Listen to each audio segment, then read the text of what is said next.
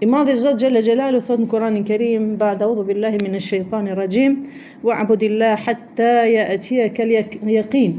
Allahu subhanahu Gjelle Gjelalu në këtë ajet kuranor i drejtohet Muhammedit sallallahu alaihi wasallam duke urdhnu profetin alaihi salatu wassalam dhe gjithashtu ai urdhër është për secilën prej nesh që Allah azza wa jalla këshillon urdhnon Muhammedin sallallahu alaihi wasallam duke thënë wa'budillah, madhëroja Allahun o Muhammed sallallahu alaihi wasallam derisa të vi vdekja. Domethënë njeriu është i urdhëruar të bëjë ibadet Allahut subhanahu Gjelle Gjelalu derisa ta dorëzojmë shpirtin Allahut subhanahu Gjelle Gjelalu, lumai ose lumaja i cili e kalon jetën e vet duke adhuru, duke madhru, duke lartësu dhe duke bërë ato punë që i ka urdhëruar Zoti i Madh Gjelle Gjelalu dhe duke u ndalë atyre punëve që i ka ndalë Allahu subhanahu Gjelle Gjelalu. Kënaqësia e njeriut, rehatia e njeriut është në adhurimin Allahut subhanahu Gjelle Gjelalu.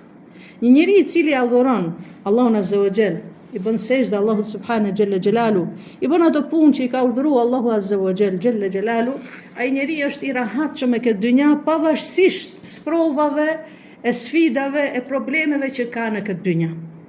Një njeri i cili nënshtrohet madhit Zot dhe beson fort Allahun azza wa jall dhe don fort Allahun subhanahu Gjelle Gjelalu, ai njeri është i rahatshëm në shpirtin dhe në zemrën e vet, pavarësisht sprovave dhe sfidave që ka me këtë dynja, sepse atë fuqinë, atë takatin, atë optimizmin ty ta jep besimin në Allahun subhanahu Gjelle Gjelalu. Muslimani shikon ndryshe sprovat dhe sfidat dhe duhet i shikojë ndryshe. Muslimani duhet i shikojë ndryshe sprovat edhe sfidat e kësaj dynjaja. Muslimani besimtari duhet i shikojë në atë formë që Allah azza wa jall na teston, Allah azza wa jall na pastron. Allahu subhanahu Gjelle Gjelalu ndoshta na hudh në një dhimbje në këtë dynja sepse Zoti të don. Allah azza wa jall kur e don një njeri i çon dhimbje. Mos u habit edhe mos u çudit. Allahu subhanahu Gjelle Gjelalu, i madhi Zot, kur e don një njeri e sprovon. Kur e don një njeri Allahu subhanahu Gjelle Gjelalu i shkakton dhimbje. Pse? Sepse ajo dhimbja për besimtarin, ajo smundje për besimtarin, ai problem që ndoshta ka zgjat me gjithë jetën atij, personi ai për problem e ka afruar me Allahun subhanahu Gjelle Gjelalu. Ajo lutje që ti ke bën në gjysmën e natës ose në çdo pjesë ditës, je lut Allahut azza wa jall për atë dhimbje që ti ke në shpirtin tënd, në zemrën tënde, në fizikun tënd, familjen tënde, ajo dhimbje bën shkak që ti të afrohesh me Allahun subhanahu Gjelle Gjelalu. Ajo dhimbje bën shkak që ty të forcohet imani, besimi në Allahun azza wa jall. Ajo dhimbje ndoshta bëhet shkak dhe inshallah bëhet shkak me pastrim të pastrohesh prej gjunaheve me këtë dynja dhe të shkosh te i madhi Zot Gjelle Gjelalu në ahiret, në dynjan tjetër me pa gjunahe. Prandaj subhanallah gjithmonë e përmendim dhe do e përmendim dhe nuk lodhemi duke e përmend që Allah azza wa jall njerëzit që i don më shumë i sprovon. Pse? Sepse ne kemi bejkamerët që janë njerëzit më të dashtë. Njerëzit më të dashtë Allahu Gjelle Gjelalu kush janë profetët. Më tregon një profet i cili nuk është sprovu. Tregon një profet i cili nuk është sprovu në vetin e vet, në familjen e vet, te fëmijët e vet, te pasuria e vet. Shikoni jetën e Muhammedit sallallahu alaihi wasallam. Shikoni se sa është sprovu, sa është testu sallallahu alaihi wasallam. Sa ka heq Muhammedi sallallahu alaihi wasallam. Sprovat që i ka pas profeti alaihi salatu wasallam nuk i kemi në sot.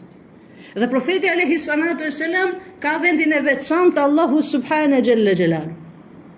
Muhammedi sallallahu alaihi wasallam te i madhi Zot ka vendin special të veçantë, është i ngrejtë, është i lartësuar. Sa shahadetin që ne themi ashhadu an la ilaha illallah, deklarojmë që Zoti i Madh Gjelle Gjelalu është një. Dhe pjesa tjetër e shahadetit çka themi? Ashhadu anna Muhammeden Rasulullah, dhe deklaroj që Muhammedi sallallahu alaihi wasallam është i dërguar i Allahut. Ky është shahadeti plot që ne e themi. Dhe sa herë që thëret hoxha, imami ose muezini ezanin, ne 5 herë në ditën i gjejmë ashhadu an la ilaha illallah wa ashhadu anna Muhammeden Rasulullah. Sa ka dietar të cilën thonë, nëse kush e ka vlerën o të madhe të Allah Azza wa Jall, a arshi Zotit, froni Zotit, a Muhammedi sallallahu alaihi wasallam, thon dietarët, Muhammedi sallallahu alaihi wasallam ka vendin më të madh të Allahu subhanahu jalla jalalu, megjithatë është sprovu. Është provu me vdekje fëmish, është provu me uri, është provu duke shajt, duke ofendu sallallahu alaihi wasallam, është provu me smundje sallallahu alaihi wasallam. Kjo nuk do të thotë që Zoti nuk e don, po Zoti të sprovon besimtarin, sepse e don Allah Azza wa Jall. Zoti ndoshta nëpërmjet asaj sprovë që të ka hedh në këtë dynja, don që ti të lartësohesh, bëhet sebeb kjo sprovë që ti ke pas në këtë dynja, bëhet sebeb që inshallah lartësohesh, i merr gradat e larta, dhe ndoshta bëhet sebeb që ke sprovën, testin, hallin, problemin, smundjen, fukarallëkun që ke pas me këtë dynja, bëhet sebeb që inshallah të hysh në xhennetin e Allahut subhanahu jalla jalalu. Prandaj profeti alayhi salatu wasalam në një hadith thon ajaba li amri al-mu'min, e çuditshme është jeta e besimtarit. Ajab, e çuditshme është jeta e besimtarit. Dhe kjo është vetëm për besimtarin. Pse është e çuditshme ja Rasulullah jeta e besimtarit? Sepse thotë jeta e besimtarit gjithë është hajër. Jeta e besimtarit, kështu do të shikosh jetën tënde gjithë hajër. Kur të bjen e mira, kur ke mirësi, e ke shëndetin, e ke pasurinë, ke bukë me hangër, ke ujë me pi, i ke fëmijët mirë, i ke të shëndetshëm, i ke të udhëzuar, do të thush elhamdulillah. Momenti që ti ke mirësi, do të thush elhamdulillahi rabbil alamin. Kur thua alhamdulillah, falënderimi takon Allahut Azza wa Jall, çka ndodhen? Allah Azza wa Jall shpërblen. Zoti i don njerëzit që janë falënderues shumë. Allah Azza wa Jall i don njerëzit që janë shumë falënderues. Dhe për hatër të asaj që ti je falënderues, e falënderon Zotin për çdo gjë, goja tënde nuk hiqet falënderimi nga goja jote. E thua alhamdulillahi rabbil alamin. Çka ndodh kur ti falenderon Zotin shumë? La in shakartum, Allahu të ka premtuar në Kur'anin Kerim, kur thot la in shakartum la azidannakum. Kusht është që nëse do Zoti me ta shtuat niametin, atë mirësinë që ti ke, atë pasurinë që ti ke, nëse don shnet edhe më shumë, nëse don që fëmia jote të jetë i udhëzuar, nëse don të kesh mirësi me këtë dynja dhe më shumë, ti je falënderues ndaj Zotit, se Zoti thot ka me ta shtu. Nëse ti je falënderues ndaj asaj të mirës, Allah Azza wa Jall ka me ta shtu. Ky është premtimi i madh i Zotit. Sa njerëz të cilët nuk e heqin falënderimin nga goja vet, Allah Azza wa Jall e ka shtu. Allahu subhanahu jalla jalalu e ka shtu. Apo edhe sikur një bukë thatë kesh në tryezën tënde, do të thush alhamdulillahi rabbil alamin. E falënderon Allahun Azza wa Jall jalla jalalu. Profeti alayhi salatu wassalam, kur ka shku një ditë për ditëve në shtëpi, dhe i ka thonë bashkëshortes vet, një prej bashkëshorteve i ka thonë profeti alayhi salatu wassalam, a ka diçka me hangër? Jepni diçka, ka diçka me hangër. Bukë e thatë, është tha buka. I ka vu përpara bukë të thatë dhe uftull. Bukë e thatë, Bejgamberi dashmirin sallallahu alaihi wasallam, njëri më i dashur Allahut, haj bukë të thatë dhe uftull, ta ngjyte uftulla, ta zbusi të uftulla. Kur ja ka vu bashkëshortja vet përpara, ka thonë vetëm kjo është. Profeti alayhi salatu wasallam e ka nënshmuar niametin. Profeti alayhi salatu wasallam a ka ulërit, ka bërtit, ja, astaghfirullah. Shembull, ka qenë shembull në gjitha aspektet, është shembull Muhammedi sallallahu alaihi wasallam. Shembull familje, shembull si komshi, shembull si shok, shembull si bab, shembull bashkëshort, shembull në tregti, shembull me muslimanin, shembull me jo muslimanin, shembull. Wa ma arsalnaka illa rahmatan lil alamin. Allah Azza wa Jall i drejtohet Muhammedi sallallahu alaihi wasallam duke thënë, të kemi dërguar ti o Muhammed, je rahme, je mëshirë për këtë njerëzimin. Ti që shi mëshirshëm me gjithë. E kur e ka marrë bukën, profeti alayhi salatu wasallam përpara ka thënë, shifni çka ka thënë, sa e mirë është buka dhe uftulla. E ka vlerësuar.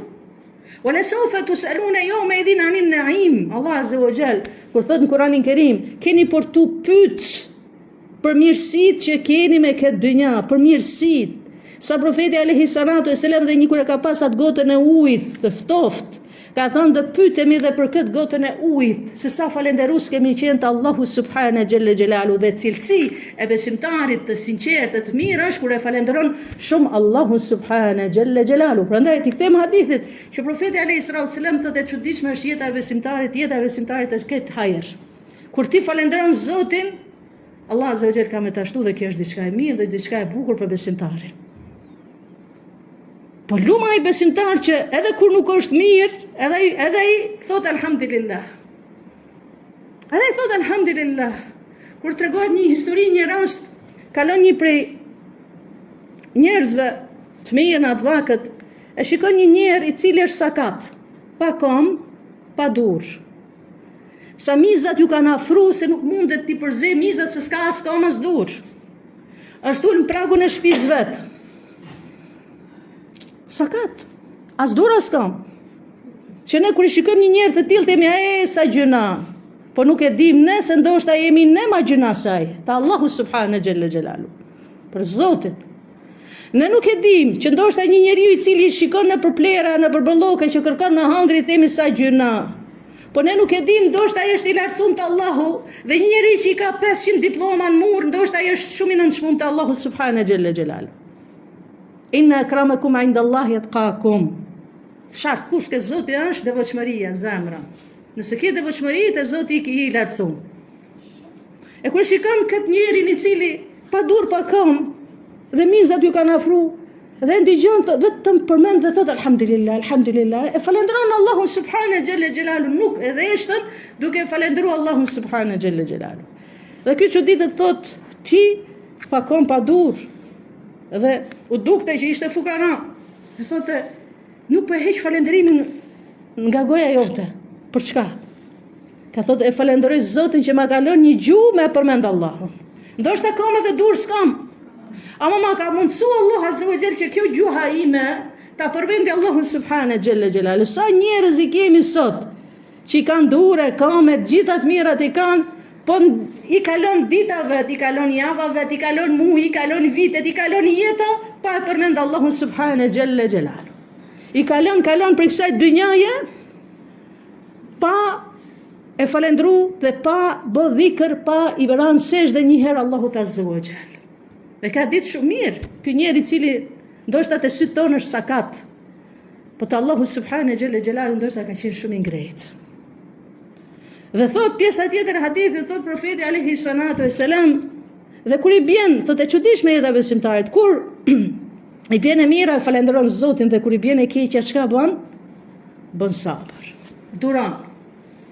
Opsion tjetër ke, mënyrë tjetër s'ke. Gjëja më e bukur për besimtarin është bëj sabër.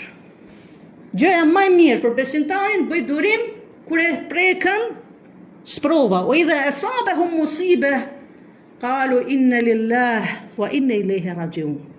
Allah azza wa jalla përmend Kur'an kur thot kur i bën një musibet. Musibet do të thot edhe vdekje, fatkeqësi.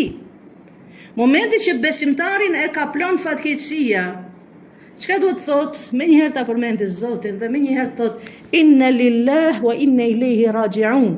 Çka do të thot? Te Allahu të jemi dhe te Allahu xhalla xhelalu kemi më u kthy. Sa do zgjasi të shiko, sa do zgjasi sprova, fatkeqësia, smundja, fukarallëku nuk është i përhershëm e këtë dynja.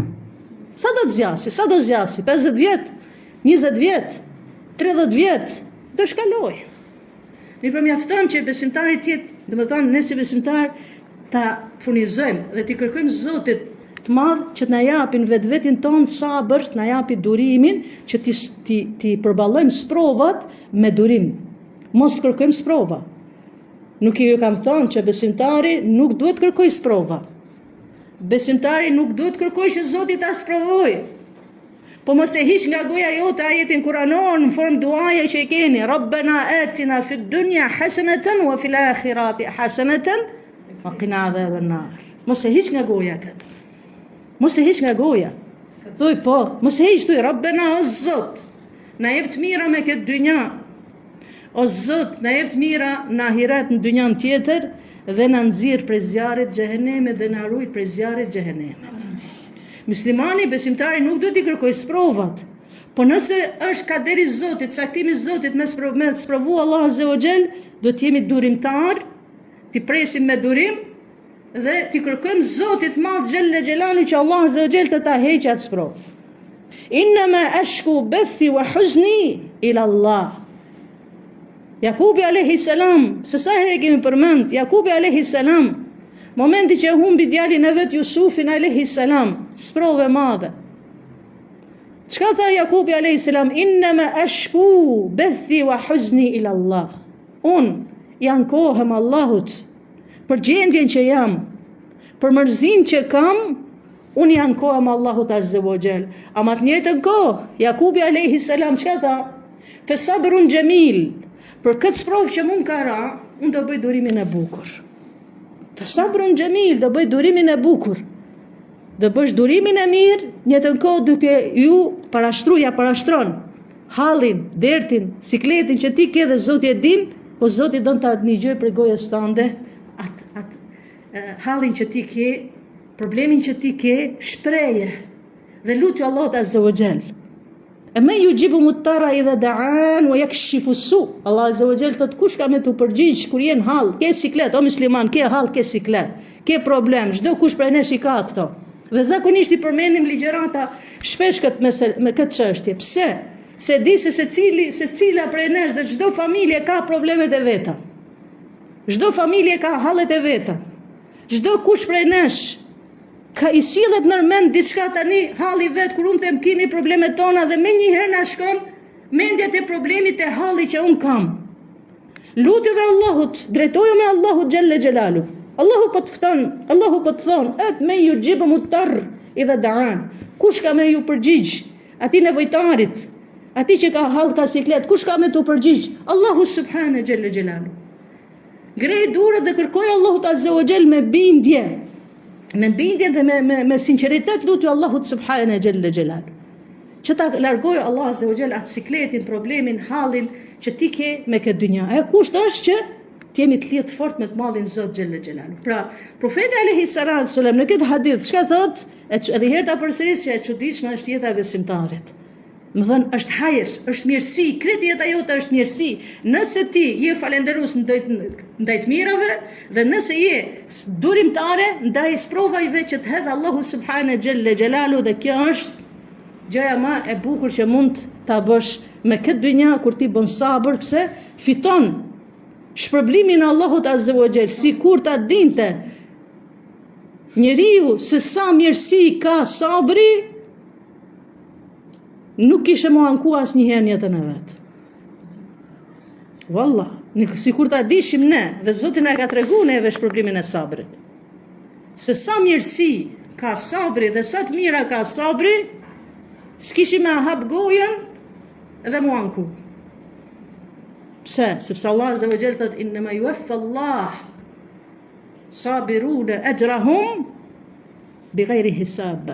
Allah azza wa jall ka me ish probly durimtarët që bëjnë durim, sabër, durimin e bukur. Thot pa hesab ditën e Kiametit, ditën e mahsherit. Durimi nuk vehet në peshore në Allahut azza wa jall ditën e Kiametit. Durimi nuk vehet në peshore. Pse? Se shpërblimin e ka të madh. Pra edhe njërë të përsëris atë që nisa ligjëratën kur Allahu azza wa jall i drejtohet Muhammedit sallallahu alaihi wasallam dhe i thotë wa'budillah, madhroje Allahun o Muhammed sallallahu alaihi wasallam derisa të vi vdekja. Dhe ta madhrosh Allahun derisa të vi vdekja, normal që duhet sakrificë, duhet të luftosh me vetin tënd, të luftosh me pasuninë tënde, të luftosh me dëshirat e tuaja, që të fitosh kënaqësinë Allahut subhanahu xhella xhelalu me këtë dynja dhe inshallah në ahiret. Allahu ta'ala a'la wa subhanallahu bihamdik. Ashhadu an la ilaha illa anta astaghfiruka wa atubu ilayk.